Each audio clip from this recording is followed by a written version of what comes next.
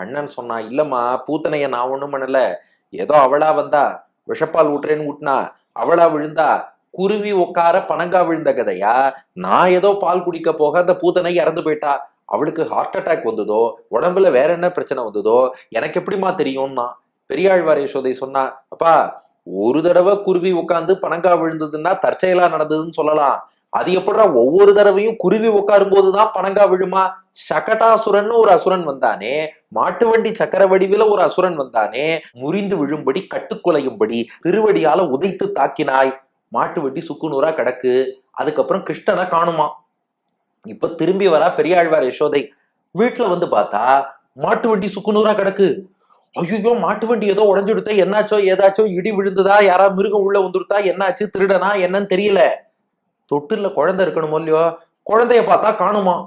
அச்சோ, தொட்டில்ல இருந்த குழந்தையே காணுமே, மாட்டு வண்டியும் முறிஞ்சு கிடக்கே, என்னவோ ஏதோன்னு தேடினேன். தேடினா வடக்கு வீட்டுக்கு போய் அங்கே உள்ள மின்னல் போல் நுண்ணிய எடை படைத்த பெண்ணோடு காதல் ரசமெல்லாம் செய்து அவ உருவத்தையே மாற்றி வைத்தாயே. நான் அப்ப வெள்ளந்தி, எனக்கு தெரியாது. நானும் யோசிச்சேன், என்னடா இது, இங்க மாட்டு வண்டி சக்கரமோ உடஞ்சு கிடக்கு, இதுக்கு என்னாச்சுன்னு நமக்கு புரியல. இந்த பொண்ணு யாரோ காதலனோட பேசினாலோ என்ன பண்ணாலோ, நம்ம குழந்தைக்கு என்ன தெரியும், இதுக்கு ஒண்ணும் தெரியாதுன்னு நினைச்சிட்டு இப்படி செய்து வைத்த எல்லாம் செஞ்சு வச்ச ஒன்ன மறுபடியும் ஆத்துல கொண்டு வந்து தொட்டில்ல கிடத்தி திருட்டி சுத்தி போட்டு உனக்கு எந்த ஆபத்தும் வரக்கூடாதுன்னு சொல்லி பகவான்கிட்ட வேண்டிட்டு நான் பாட்டுக்கு திரும்பி வந்தேன். இப்ப யோசிச்சு பாக்குறேன், நீ செய்த எல்லா லீலைகளையும் அப்படியே கனெக்டிங் த டாட்ஸ்னு சொல்லுவாளே, புள்ளிகள் எல்லாம் இணைச்சு பார்த்தேன். இப்பதான் புரிஞ்சுது, அந்த சகடம் மாட்டு வண்டி இருக்கே, தானா உடையல, இடிதாக்கி உடையல, மிருகம் வரல, திருடன் வரல, யாரும் வரல, நீ தான் உதைச்சிருக்க.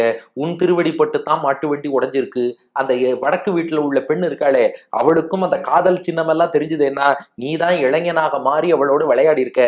நான் வரும்போது பழையபடி குழந்தையா மாறிவிட்ட. உன்னை அறிந்து கொண்டேன், உனக்கு அஞ்சுவன் அம்மம் தரவே. உன்னை பத்தி நல்லா புரிஞ்சுனுட்டேன். உனக்கு நான் பால் ஊட்டுறதா, நீ எங்கே நான் எங்கே, இவ்வளவு தாழ்ந்த நான் அவ்வளவு உயர்ந்த உனக்கு பால் ஊட்டுவதா, பயமா இருக்குங்கிறா.